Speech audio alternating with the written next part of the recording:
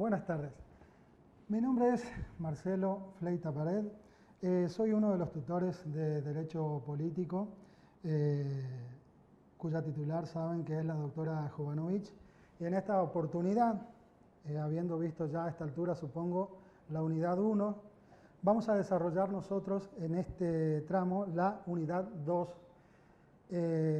donde vamos a hablar sobre sociedad. Y para ello entonces vamos directamente a unas filminas que tenemos preparadas. Como decía, vamos a hablar sobre sociedad, comunidad y sociedad, mando, nación. Hablando específicamente de sociedad, vemos que el término sociedad, digamos, tiene distintas acepciones, ¿no? Así encontramos una acepción llamada vulgar o general, una acepción política y una acepción sociológica.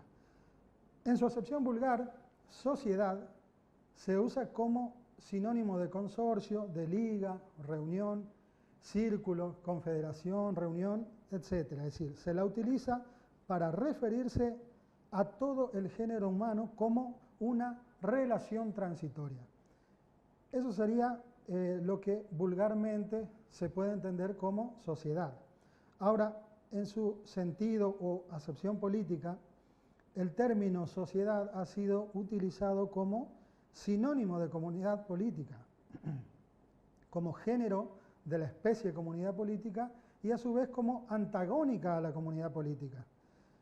Es decir, tenemos algunos pensadores como Hobbes, Locke o Rousseau que identifican el concepto sociedad con Estado, en oposición a un estado prepolítico o estado de naturaleza. Otros autores o pensadores como Aristóteles, por ejemplo, habla de coordinación de actividades humanas cuando refiere a la sociedad. En este sentido, entonces, la acepción política sería género de la especie de comunidad política. Pero hacía yo referencia a la antagonía a la comunidad política. En este sentido, los anarquistas, por ejemplo, conciben a la sociedad como una forma de vida libre en oposición al Estado, concebido como una forma de opresión a la vida. Bien, en su acepción sociológica, el término sociedad es empleado para designar indistintamente al hecho de la interacción, primero, segundo, a las formas de interacción. Esa forma puede ser una comunidad, una sociedad y asociación misma, ¿no? Y tercero, al producto de la interacción, perdón.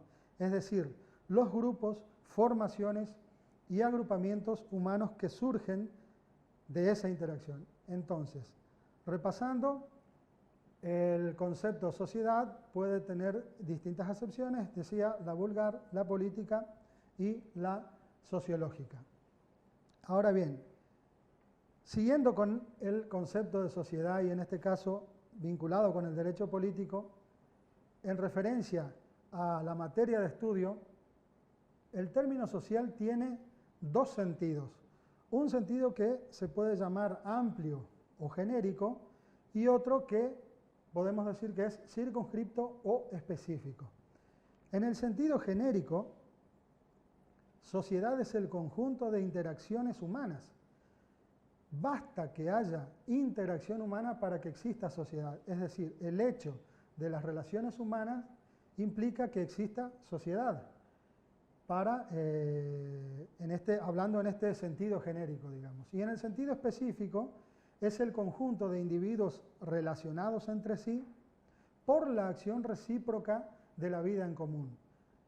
Para que haya sociedad debe existir una formación social o grupo humano donde los hombres conviven y actúan recíprocamente relacionados. En el sentido específico, reitero, digamos, es el conjunto entonces de individuos relacionados entre sí. Tenemos entonces, repasando, el sentido genérico y el sentido específico de el concepto sociedad y ligado así al derecho político. Ahora bien, el estudio de la sociedad no puede estar separado del individuo. Es decir, no hay oposición ni separación posible entre individuo y sociedad. Es decir, la sociedad es el ámbito humano. Solo en la sociedad el hombre existe y se realiza.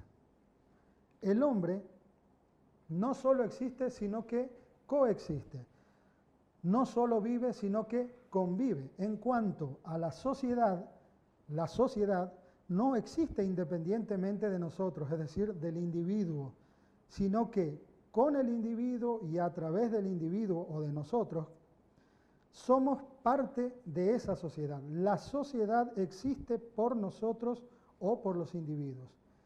Su realidad es supraindividual, es decir, va más allá del individuo, pero en conexión con nuestra existencia y coexistencia. Ahora bien, las distintas concepciones de sociedad no lo podemos desligar justamente de este tema anterior del individuo y la sociedad. Es decir, existe un íntimo enlace entre individuo y sociedad. No se encuentra compartido estos conceptos por todos los autores o los pensadores, quienes aparecen divididos en posiciones contrapuestas, ¿no es cierto?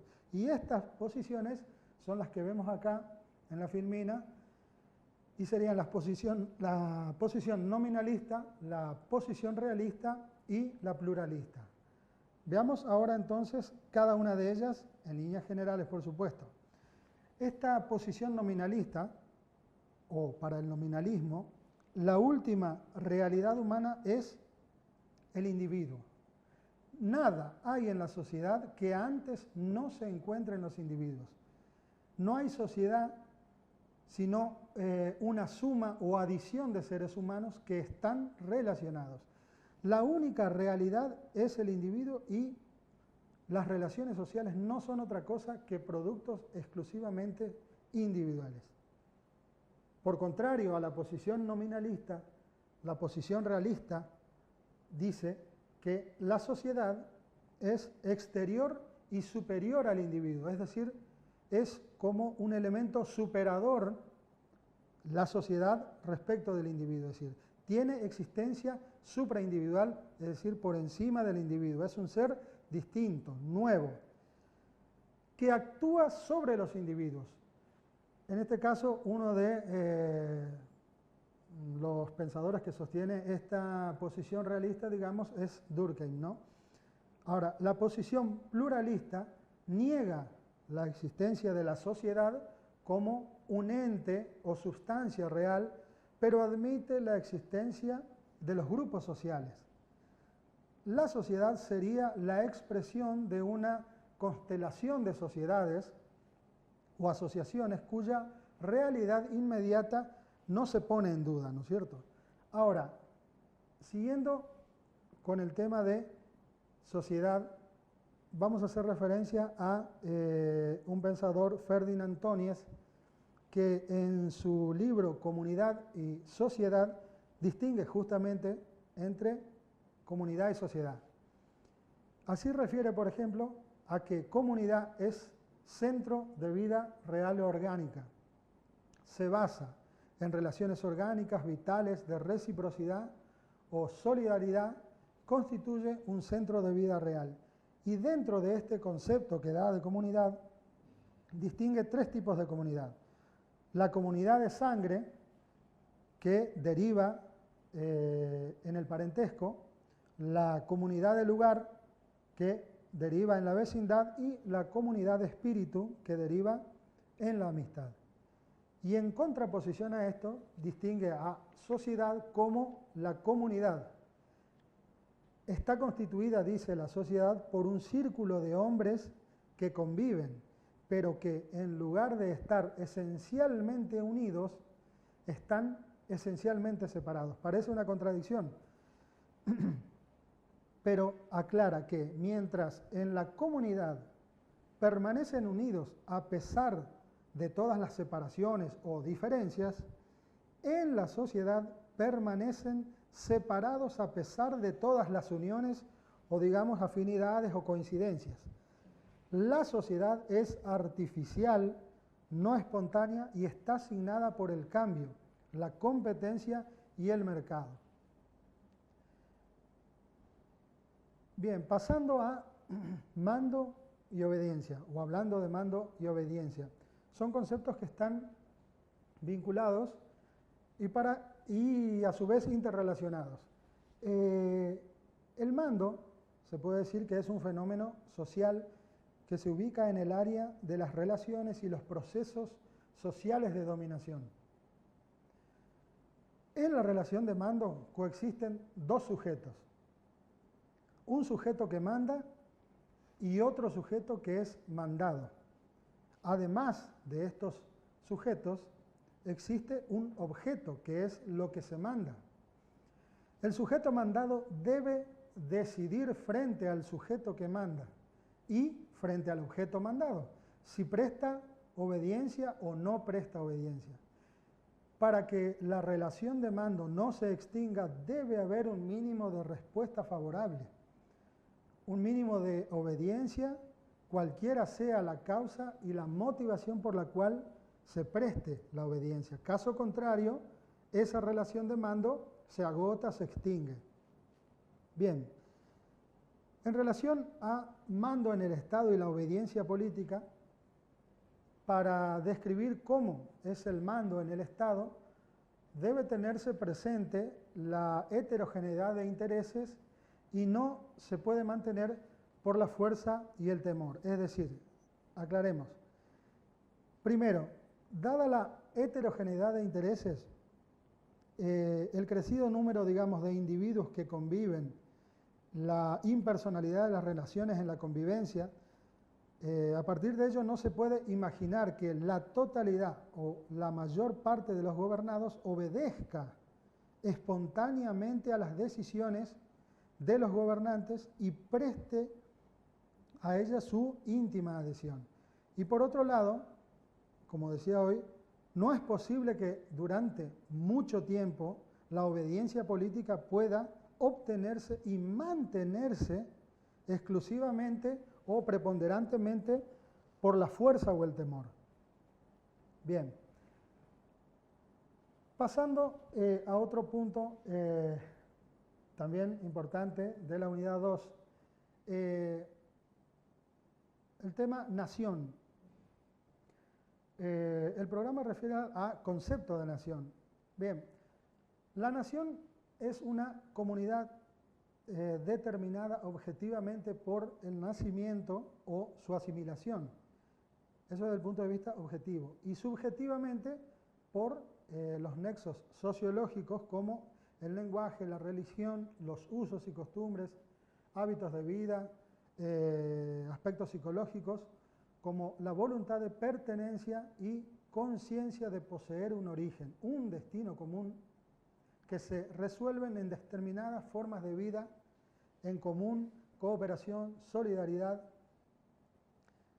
Es decir, en el tema nación, nacionalidad, lo que predomina no son factores naturales, sino factores culturales. Es decir, la nación se distingue, porque suele confundirse conceptos de nación, población, comunidad. En este caso vamos a diferenciar nación de población.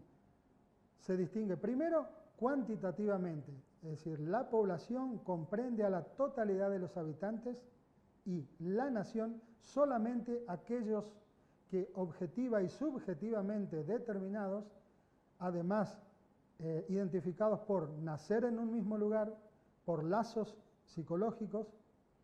Segundo, por la situación jurídico-política en que se encuentran en relación al poder. ¿Cómo es esto? Es que la población es objeto de efectividad del poder y del derecho y la nación es sujeto y objeto de esa efectividad. Y por último, otra nota distintiva es que en virtud de las características de agregación, solidaridad, homogeneidad vital, que pueden ser comunes entre nación y población, se dan genéricamente con más fuerza o en mayor medida en la nación que en la población. La sociedad y el Estado, hay que decir, se encuentran recíprocamente condicionados, ¿no? Cuando hablamos de sociedad y Estado, debemos hacer una diferencia, en este caso, de nacionalidad sociológica y política. Tenemos dos sentidos, digamos. En el sentido sociológico, la nacionalidad es un vínculo espontáneo que une a un hombre con una nación y que le hace ser miembro o parte de ella. Cabe aclarar, o está de más decirlo quizás, que es objeto de estudio del derecho político. Pero, entonces, en sentido sociológico, la nacionalidad la tienen espontáneamente a título de miembro, digamos, que han nacido dentro de ese grupo. Es decir, por el solo hecho de nacer en un determinado grupo, tienen determinada nacionalidad. En contraposición con el sentido político, que es artificial, depende, a su vez, de lo que el derecho positivo de cada Estado establece y vincula a un hombre con un Estado. La nacionalidad en sentido político es otorgada exclusivamente por un Estado, a diferencia de lo que decíamos hoy, que en sentido sociológico está determinado por el solo hecho de nacer en una sociedad.